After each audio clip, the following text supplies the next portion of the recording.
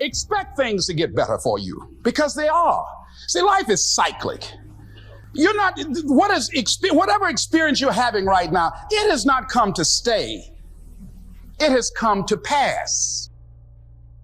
Not to stay, just to pass. It's just going through. The biggest challenge is to know what's happening. This is a part of this thing we call life. This too shall pass. And maintaining perspective, putting it in perspective. I'm unstoppable. This will not get me down. And if I get knocked down, I'm going to be like Leo Pascal. You said you're going to have some low moments in life, but when you do, you will have high lows when you work on yourself. What are some of those things that you can do during this period of time? Go for walks. Do some things for you. Just go for a stroll so you can engage in some reflective thinking on life, on yourself, looking and enjoying the universe, smelling the roses along the way. Listen to upbeat music, music that inspires you. I have oldie but goodies. I have strategies that I engage in to recharge my batteries. I'm preparing for that because I know things are going to happen that I cannot anticipate. You're going to have sometimes low moments when you won't want to get out of bed. You just want to stay there. At times you won't want to come out the house. At times you'll be feeling bad and don't know why. What's wrong? I don't know. Just leave me alone. Why did that happen? I don't know. It's called life.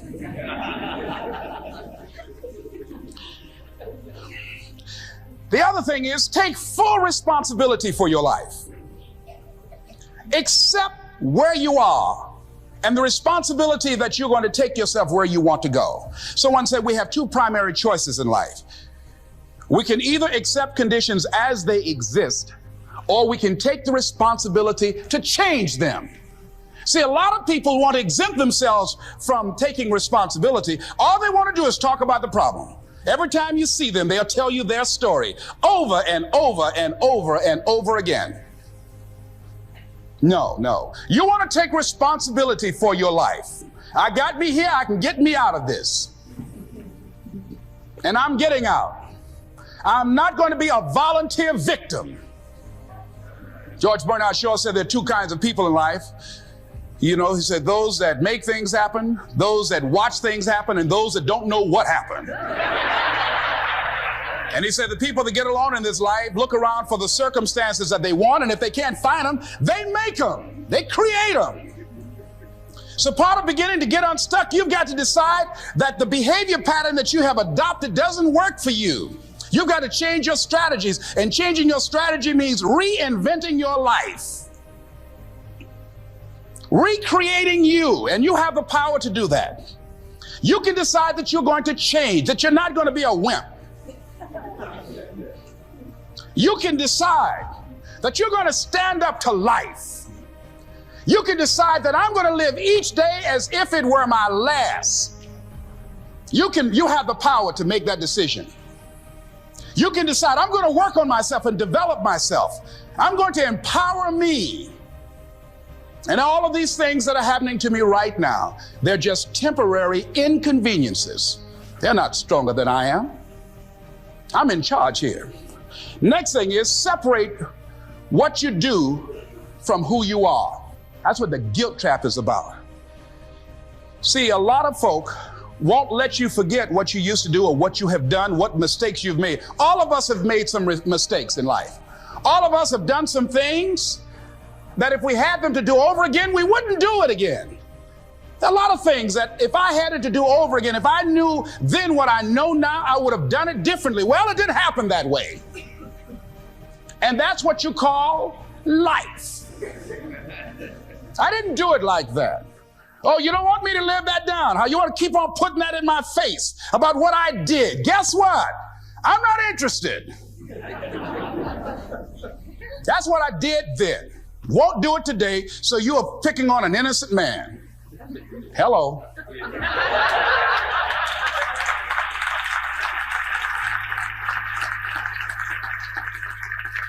So as you're in the process of reinventing your life, write a description of the kind of person that you want to be.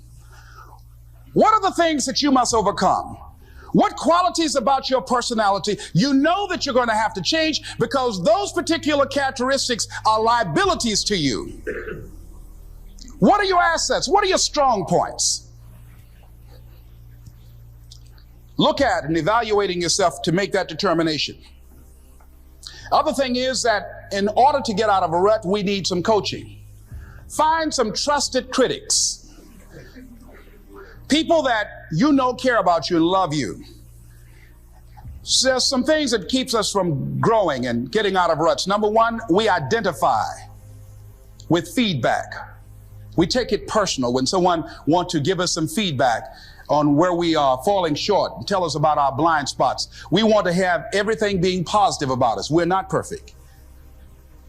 It hurts. I have a friend who's a trusted critic. I don't like him, but I love him. He doesn't tell me the things I want to hear. He tells me what I need to hear so I can grow. It hurts. It hurts when he put me on the hot seat. I can't stand it. But that's the only way that I can grow. And I'm glad that he loves me enough to risk our friendship to tell me what I need to hear, not what I want to hear. Get a support group, somebody that you can talk to. People who perhaps might have a similar problem. Support groups are very powerful, that you can share some of the challenges that you're going through. And it might be a situation where one person can give you an idea of how they handle that situation and create an opening for you. Begin to stimulate some possibilities in your mind on how you can resolve the problem. We can't grow by ourselves. As I mentioned before, we grow from people and projects. The other thing is about life, when things happen to you, when you permit things to use you, you can't change the past, but you can interpret. You can reinterpret how you see it. For years, I was going around with a heavy load on my shoulders, feeling bad because I was adopted, doing interviews for adoption agencies and foster homes. And I was on television once, and I told these people in this particular interview that I was giving away my twin brother and I when we were 6 weeks of age. A friend of mine, fortunately, was listening to the program. And she said, Les, I'd like to have lunch with you. And so I went over to see her. She said, when a woman carries a baby for 9 months, feeling that life movement in her, it's automatic and natural for her to learn to love that baby, to expect it to come here when she bears the pain to bring it into the world. Your mother, Mamie Brown, when she came in to adopt you guys, she didn't go through that process. She looked at whoever your biological mother was and said, I'll take her. You weren't given away less. You were chosen with love.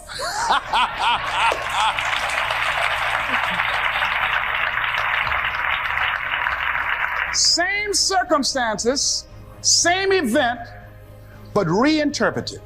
An interpretation that empowers me. Am I making sense to you? Yeah. So when you begin to look at your past, give an interpretation that empowers you. That's where I used to be. That's not where I am now. I'm growing. Now I want you to think about,